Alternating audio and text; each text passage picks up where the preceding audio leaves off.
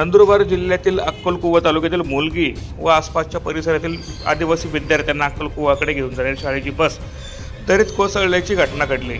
या अपघातात 2 विद्यार्थ्यांचा मृत्यू झाला असून अनेक विद्यार्थी जखमी झाल्याचं समोर आलं होतं। जखमींना नजीकच्या सरकारी रुग्णालयात उपचारासाठी दाखल करण्यात आले। दुर्घटनेची माहिती मिळताच अनेक राजकीय पक्षाच्या पदाधिकाऱ्यांसह सामाजिक कार्यकर्त्यांनी रुग्णालयात धाव घेत विद्यार्थ्यांची विचारपूस केली।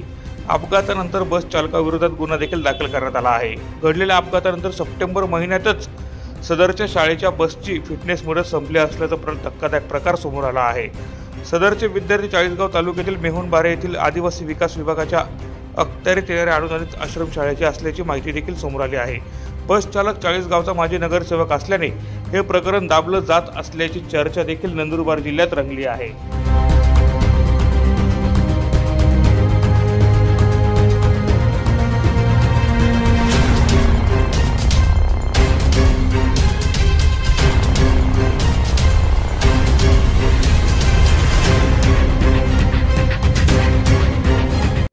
मी डॉक्टर गणेश पवार, ग्रामीण रुग्णालय अक्कलकुवाचे वैद्यकीय अधीक्षक आहे। आज जी घटना घडलेली ती फारच दुर्दैवी घटना घडलेली आहे। एक स्कूल बस होती, ती मोलगीहून म्हणजे तालुका अक्कलकुवा जिल्हा नंदुरबार येथून ही स्कूल बस निघाली होती। त्याच्यामध्ये काही शिकणारे आदिवासी शाळेचे मुलं होते।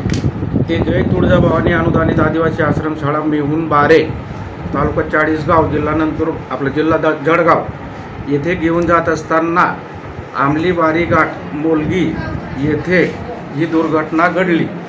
एकूण विद्यार्थी त्याच्यामध्ये 52 होते, त्याच्यापैकी 2 डेथ झालेले आहे। त्याच्यात कपिला जहागीर राऊत 13 वर्ष ही मुलगी गावकाठी व जगदीश बहादूर सिंग वडवी वय 7 गाव निंबीपाडा मोलगी असे हे 2 डेथ झाले तिथं जागेवरच। तर त्याच्यापैकी आम्ही टोटल 52 विद्यार्थी होते, त्याच्यापैकी आम्ही उपचार केला आणि काही किरकोळ जखमी होते, काही फ्रॅक्चर होते। असे संदर्भ सेवा आम्ही 18 मुलांना केलेले आहे। किरकोळ औषधोपचार 10 मुलांना केलेला आहे।